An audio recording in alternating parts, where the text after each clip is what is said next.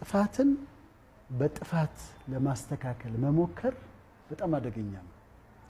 አንድ ጥፋት አጠፋለሁ ልክ እዛው ጋር አቁሜ ማስተካከል ሲገባኝ እሱን ለመሸፈን ሌላ ስህተት እሰራለሁ። እንደገና እሱን ለመሸፈን ሌላ ስህተት እሰራለሁ። በጣም ጥሩ ምሳሌ የሚሆነን ንጉስ ዳዊት የሚባል ሰው ታውቂያለሽ ፈይዛ? እና ንጉስ ዳዊት አንድ ቀን ረፍት ላይ ሆኖ አንዲት ሴት አየ ሰውነቷን ስትታጠብ እና ንጉስ ነው፣ በጣም የምታምር ሴት ነች። እና ማነች እቺ ሴት ብሎ ጠየቀ። የኦሪዮ ሚስት ነች አሉት። ወታደር ነው ባሏ፣ ነግረውታል። የኦሪዮ ሚስት ነች ብለውታል። አስጠራት። ስህተት ነው፣ የሰው ሚስት ነች። አብሯት ተኛ፣ ስህተት ሰራ። አረገዘች።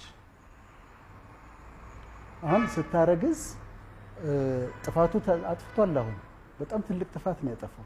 ምን አደረገ? ኦሪዮን አስጠራውና ሰው ባሏን አስጠራውና እስቲ ረፍ ትንሽ አለው። ምንድነው የፈለገው? ከሚስቱ ጋር እንዲተኛና ከዛ ከሱ ከባሏ ጸነሰች እንዲባል ነው የፈለገው። ሰውየው መጣና ወታደሩ እንዴት እኔ ወታደር ህዝብ እዛ ሜዳ ላይ ያለ እንዴት ከሚስቴ ጋር ተኛለሁ? ከሚስቴ ጋር አልተኛም አለ። አሁን ንጉስ ዳዊት ፕላን ያደረገው ፌል አደረገበት። በማግስቱ ጠራው፣ ግብዣ አዘጋጀ፣ አበላው፣ አልኮል አጠጣውና አሰከረውና እንዲተኛ ማድረግ ነው ፈለገው። አሁንም ሰውየው አልተኛም። ሄዶ ውጭ በረንዳ ላይ ተኛ። መጨረሻ ላይ ምን አደረገ? አሁን ተመልከች፣ ጥፋትን በጥፋት እየሸፈነ ነው ያለው።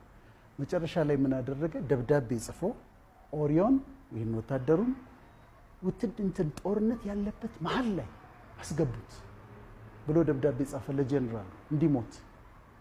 ከዛ ያውቅም ደብዳቤውን ይዞ ሄዶ ለጀነራሉ ሰጠው። ጀነራሉ ወሰደና እሳት ውስጥ ከተተው። ጦር ያለበት ቦታ ላይ ኦሪዮ ሞተ። አሁን ተመልከቺ፣ ጥፋት በጥፋት ያችን ለመሸፈን ነው የመጀመሪያው ስህተት ነች። እሷን ለመሸፈን ባልየው ማስጠራት ከዛ እስከ ማስገደል ደረሰ። ያ በጣም በእግዚአብሔር የተወደደ ሰው እጅግ በጣም ከፍተኛ ቅጣት ነው የተቀበለው።